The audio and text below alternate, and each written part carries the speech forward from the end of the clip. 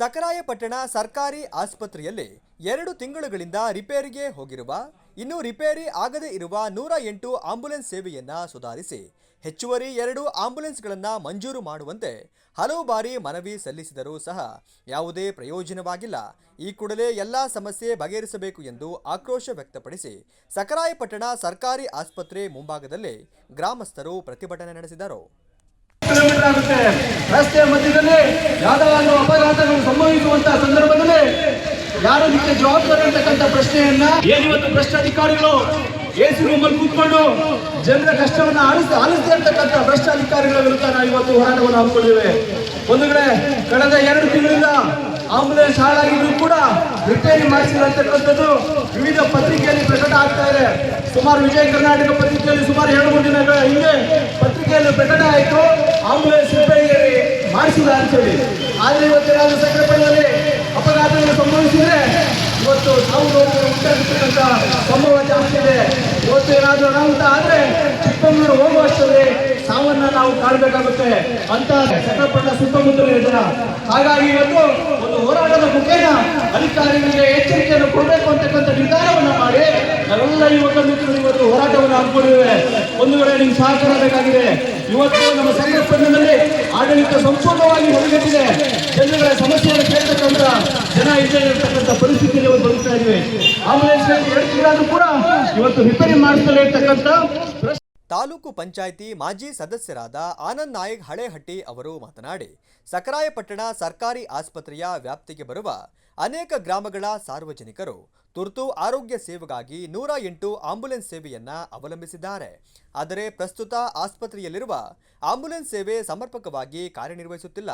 ಆಸ್ಪತ್ರೆಯಲ್ಲಿ ಇರುವ ಆಂಬ್ಯುಲೆನ್ಸ್ ಆಗಾಗ ರಿಪೇರಿಗೆ ಹೋಗುತ್ತಿರುವುದರಿಂದ ತುರ್ತು ಸಂದರ್ಭದಲ್ಲಿ ಸಾರ್ವಜನಿಕರಿಗೆ ಸಮಯಕ್ಕೆ ಸರಿಯಾಗಿ ಸೇವೆ ದೊರೆಯುತ್ತಿಲ್ಲ.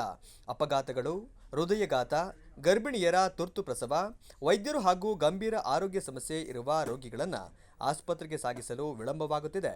ಇದರ ಪರಿಣಾಮವಾಗಿ ಸಾರ್ವಜನಿಕರು ಖಾಸಗಿ ವಾಹನಗಳನ್ನು ಅವಲಂಬಿಸಿ ಹೆಚ್ಚಿನ ಹಣ ಖರ್ಚು ಮಾಡುವ ಪರಿಸ್ಥಿತಿ ನಿರ್ಮಾಣವಾಗಿದ್ದು ಕೆಲವೊಮ್ಮೆ ಅಮೂಲ್ಯ ಸಮಯ ವ್ಯರ್ಥವಾಗಿ ಜೀವಕ್ಕೂ ಅಪಾಯ ಉಂಟಾಗುತ್ತಿದೆ ಎಂದರು.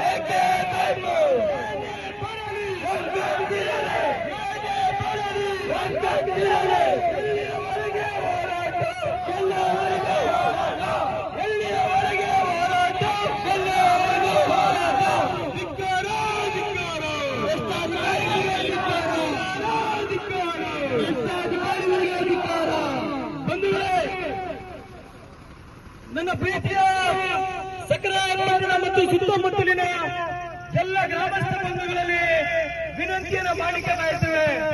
ಬಂಧುಗಳೇ, ನಮ್ಮ ಹೋರಾಟ ಕಳೆದ 2 ತಿಂಗಳಿಂದ ಆಂಬುಲೆನ್ಸ್ ರಿಪೇರಿ ಮಾಡಿಸುವುದಿಲ್ಲ.